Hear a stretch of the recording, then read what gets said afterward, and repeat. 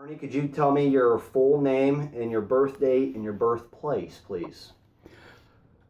Ernest Eugene Tinkey, September 9th, 1925.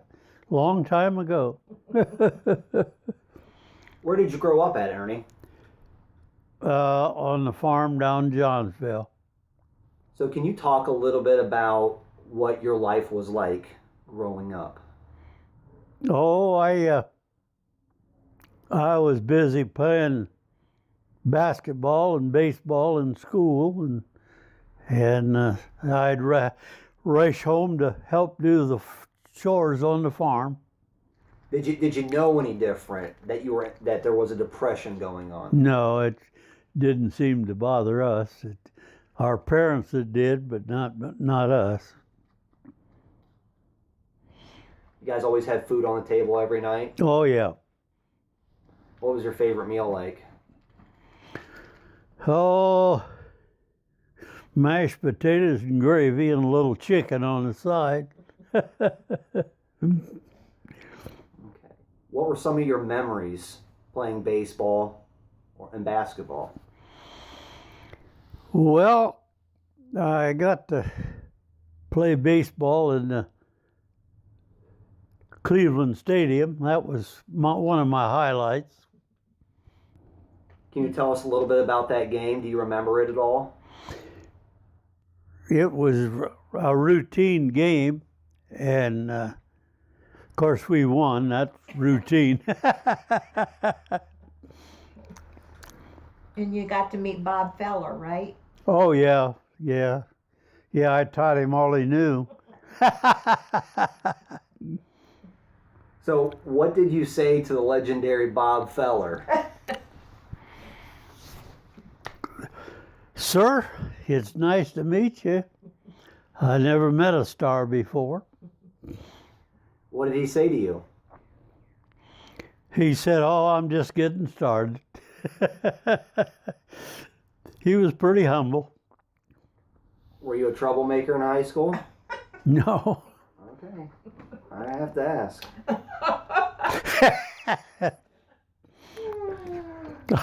I was trouble, period. Was there much attention paid to the war going on overseas? So as you were getting a little older, were you aware that there was something going on over in Europe? Yeah, when I got my draft notice, I knew something was going on. So after Pearl Harbor, how are your plans affected moving forward? I had to try out for the Cleveland Indians, and that was postponed because of that. But other than that, it was just more or less normal. So when you graduated high school, you had plans of playing professional baseball. Yeah. The war basically postponed that for you. Yeah, they told me to come back, their training school, come back after that was over, but I saw these other guys, big, tall, husky guys, and I thought that's no place for me.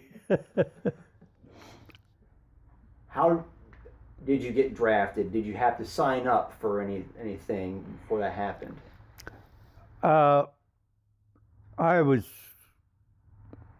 busy on the farm, so I didn't get drafted right away, but about a year afterwards. A year after Pearl Harbor? Yeah.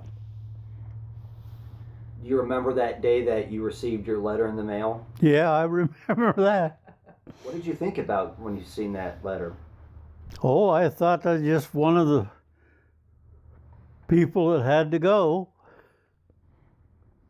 Were you excited about it? Were you nervous?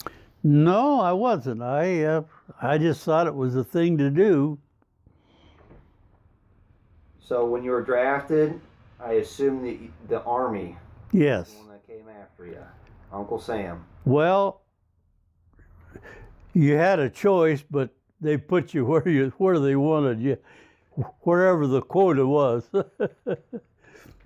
But that's what I wanted, the Army. So after you were drafted, what happened after that? Where did you have to report to? What events took place leading up to you getting actually in the service? Well, Columbus, Ohio, where I left from. How did you get down to Columbus? Oh, they had a bus with everybody on it that was going. So from Columbus, where did they take you to after that? Fort Benjamin Harris. I think that was in Indiana. Okay. So when you arrive there in Indiana, you get off the bus. What happened after that? Well, they assigned us to different units. What unit were you assigned to? And that infantry, wasn't it? Was it infantry? Armored infantry, yeah. The only difference between the armored and the regular is they'd haul you up there in half tracks, get you to the front quicker with armored. But, like I say, we went to Texas for basic training. That was 6 weeks, and then we were ready. They said we were ready for action. So, what did you guys do in basic training? Would fire rifles on rifle range, and mine come out as expert. Did you guys learn how to march at all in basic training? Yeah.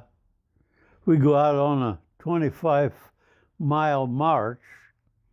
I didn't mind that at all because I was raised on a farm. I was always walking anyhow. And so I really enjoyed it. Did anybody struggle during those 25-mile marches? Some of the city boys wasn't used to walking like that, and they'd have to pick them up and haul them in, and we walked in. So you made expert in firearm. What firearm were you an expert with? M1 rifle, and the qualified on M1 automatic rifles and most anything you had. Mm-hmm. What was discipline like? It was no problem. The guys behaved pretty well. Were there any troublemakers in your outfit? Not that I know of. They all seemed to get along pretty good. For you, it seemed like basic training was fairly easy because you were physically fit at the time. Yeah. In terms of tough, was there a handful of guys that it was challenging for to get through in terms of like marching, firing a weapon, and those long hikes? There was one guy from New Orleans, and he just didn't want to go. And he sat there and cried like a baby. And actually, they had to get his mother out there to get him quieted down. That was the only one. The rest of them didn't act like kids. Do you remember what happened to that guy? Like what, after his mom came out there? Yeah, he actually got straightened up, and he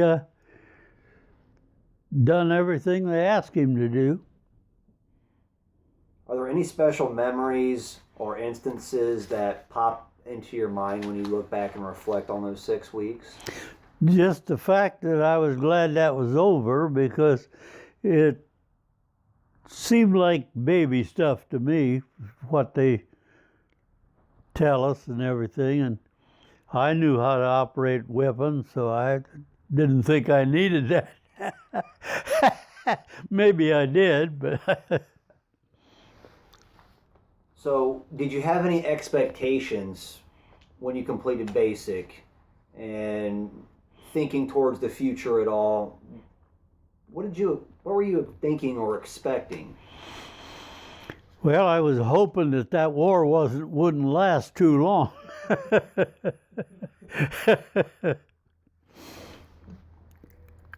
So, after basic, did they give you any furlough to go back home? Yes, we had I think a 7-day furlough after basic training before we went into battle. So I want to talk a little bit about your furlough a little bit. When you got out, and how did you get back home? Well, back then everything was on the railroad. The way you'd get around was no airplanes. I mean, they had airplanes, but wasn't on them to get home. It was all on the boxcars. What was it like riding on a train back home? Oh, it was a happy journey. Now, were you a smoker at all? No. No, we had, the Red Cross would send so many cartons a week. And one time we had 25 cartons on our half track. And there was only 2 guys that smoked.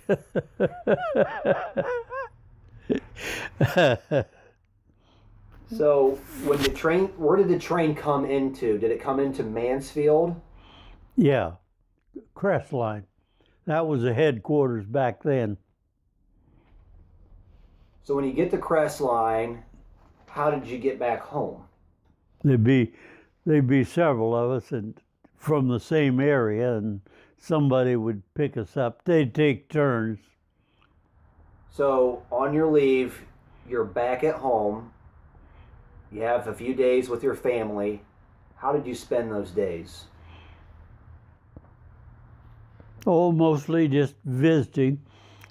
And I had a 3-year-old sister, and she said, "You mean you have to go back?" She was all excited about it. What were your parents thinking when you came back from basic? Well, of course, they hated to see me go to combat, but my dad had a newspaper, and he had it all marked out where we were headed. Did you know where you were headed when you were on leave? Basically, we did, but not always.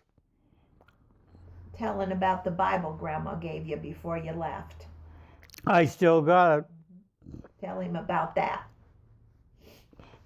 Well, it went with me everywhere I went. Your mother had given you a Bible. When she gave that to you, what did that mean to you? Well, I read it clear through, and I figured that's what she wanted me to do. Now, when you got ready to go to overseas, you went to Camp Kimler, New Jersey. Yeah, up the East Coast there. We went over on the Queen Mary. So you go to New Jersey, a military camp up there. Did you have any more training? No. How long were you there for? Do you recall? Just till they got organized, ready to take off. It wasn't there very long. Okay. And then from there, where did they ship you to after that? We landed at Glasgow, Scotland. And then we went down through England and went across the English Channel in a boat. Okay. And then you went into Europe. Yeah, we went across the English Channel into Europe. Okay. We landed at La Havre, France. Yeah.